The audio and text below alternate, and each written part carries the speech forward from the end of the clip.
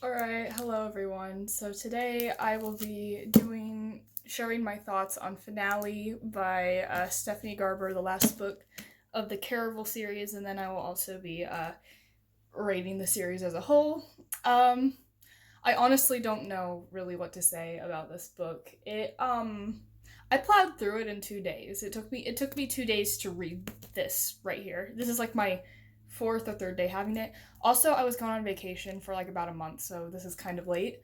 I just got it, and then I was also reading another book too. I was reading Arc of a Scythe, which I might give a review on that as well. So I read The Toll by Neil Shusterman, and then I read this. So yeah, it's been forever, but I have very mixed opinions on how the series ended. It's not really how it ended that was a problem. It was more of like sort of the themes throughout the series as a whole. Like, I ignored kind of a lot of the moral quandaries that I had with this book series, and now I'm sort of just addressing them in my mind. But first, I'm going to talk about the things that I did like about the Caraval series and this book. So, and this will probably contain spoilers. So, this book sort of starts when, Tella figures out, Dante's not real. He's legend, like, so that's kind of where we're at.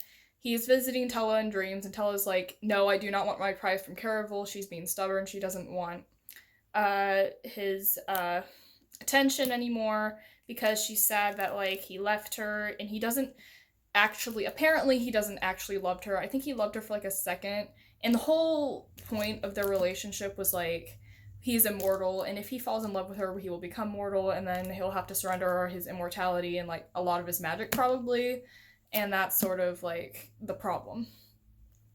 So Jax also comes back in this book. He's as gross as he ever was, and like Tella kind of goes to him for comfort, and like for their mother also dies. She's killed by this new character, the Fallen Star, who is a disgusting biological father of Scarlet, who kind of uses Scarlet to be like his next heir or whatever. And Scarlet has magic powers. I actually kind of thought that she did because she's able to see emotions and color, and she could have been a Fate if she wanted to be.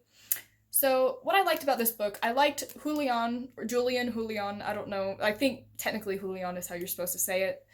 His name, now that I've read all through this, I've probably been saying his name wrong.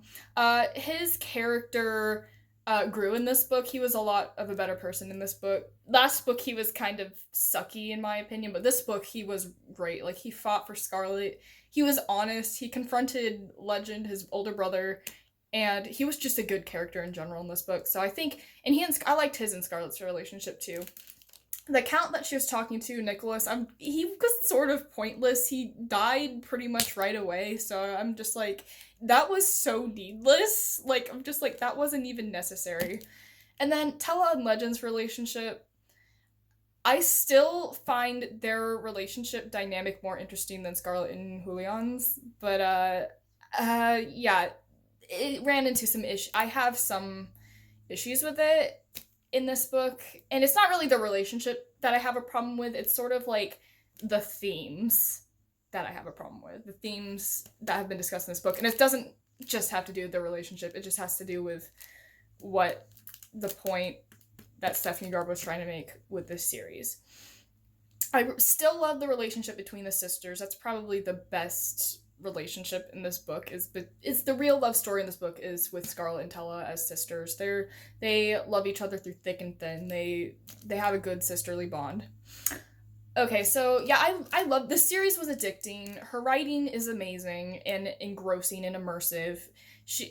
She sometimes uses some descriptors over and over. Like, she described what every character was wearing all the time, and that sort of got repetitive. But other than that, like, all of the setting description, everything was pretty good overall. And some other descriptors in Caraval were kind of odd too. But I'm gonna overlook that. Like, that's kind of minor.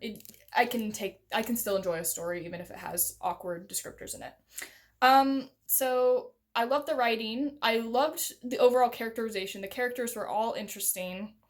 I loved the plot was well done. And everything was sort of good, and the ending was okay.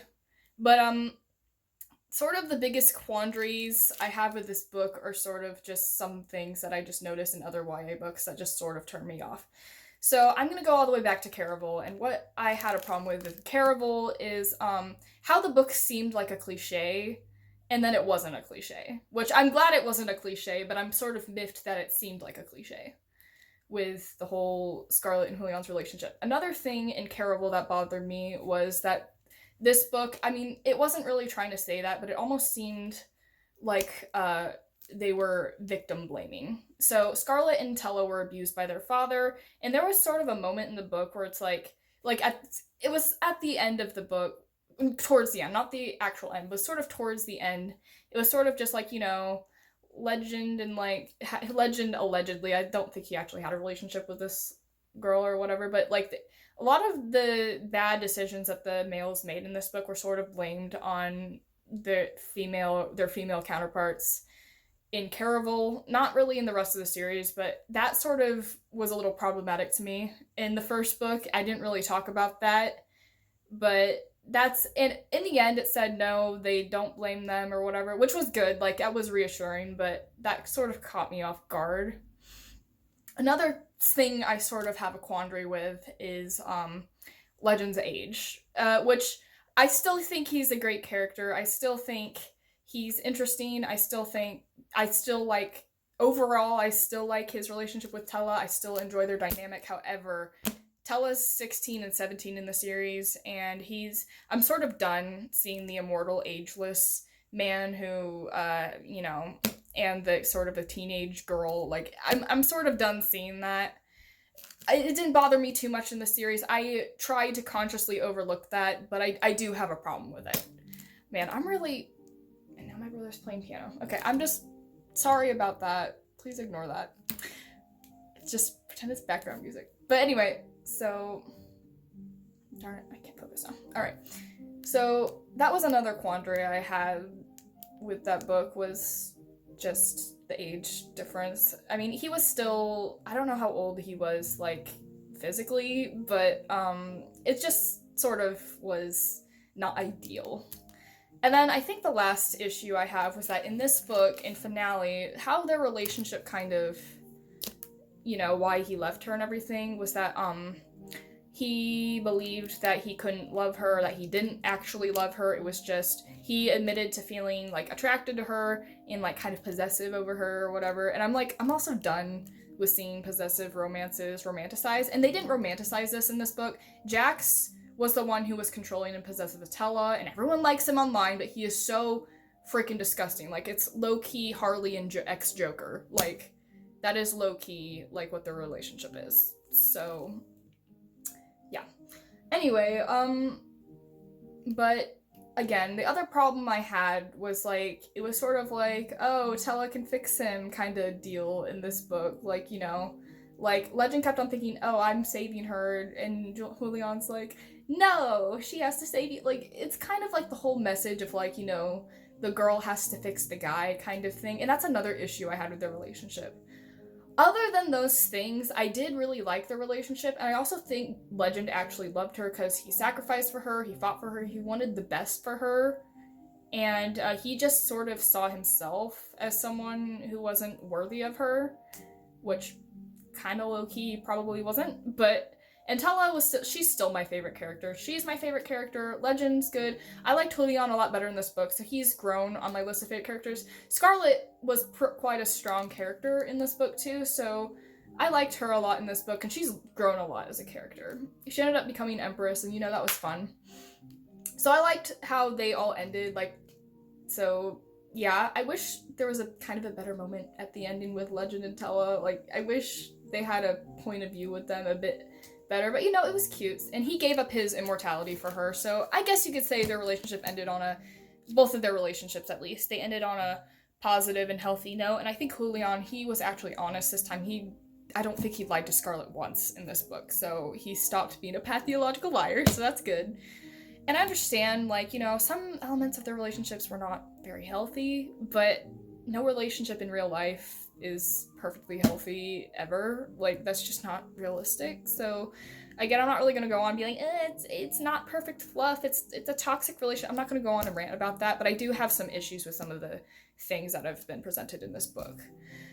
The last thing I have a problem with is sort of the, I'm not like a major feminist. I mean, I care about women's rights. I'm a feminist, but like in books, sometimes some things just don't bother me as much as they would other people. One thing that did bother me, like the gender roles were kind of rigid, and I'm gonna say, and when I say that, I mean the female characters didn't have very much agency, honestly. Like, if I'm being honest, they were well developed, they were well rounded, but the male characters were well rounded, but I kind of wish they showed a little more emotion, maybe. I just kind of feel like we just kind of see sort of some of the toxic things that we see in other YA that I have an issue with. It's not really an issue specific to this book. And while in the book she said that, that kind of, possessive, obsessive thing was toxic, she did actually write those words down in this book.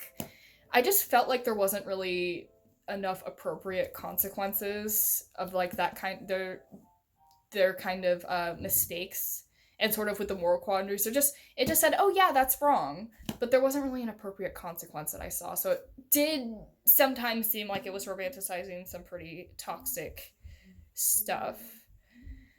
So what do I rate finale? I honestly don't know. I thoroughly enjoyed it, but there were just some weird stuff at the end. Like Scarlet was pretending to be her mother to her father. That was really odd. Max, I'm doing a book review. Can you please keep it down just a little? Thank you. All right.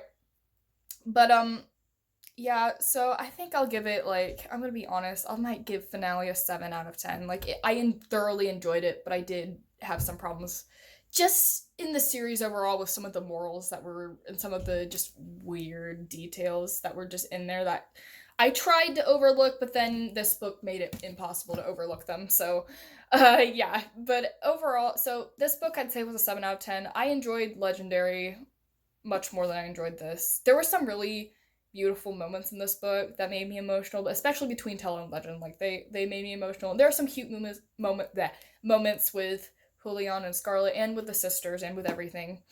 So overall, I like both of I like the canon ships enough, and like it's very romance heavy too. The plot was great, the lore with the Fates was really cool, and I kind of wish we saw some more of that. But Jax was gross. I hated him. He's my least favorite character, sorry. And yeah, that's kind of all I have to say about this series. If I were to give it the entire series a rating, I rated Caraval an 8.5. I rated Legendary a 10 out of 10. It's still my favorite book. And this one I rated a 7 out of 10 just because I sort of have some problems with it. But overall, I'd probably give the series, like, I'd give it an 8.5 out of 10, which means I enjoyed it and that it's a good series. Would I buy it and own it? I don't really know. Maybe. Maybe I'd buy the first 2 books and maybe just pretend that this one doesn't exist, because I sort of just have some issues with it. But overall, I did really enjoy it. So maybe if I read it again, I would like it better. But overall, that's my opinion of Caraval, and I hope this wasn't disappointing. I hope maybe you disagree with some of the stuff that I've said, but that's just my opinion. Anyway, goodbye. Have a good day.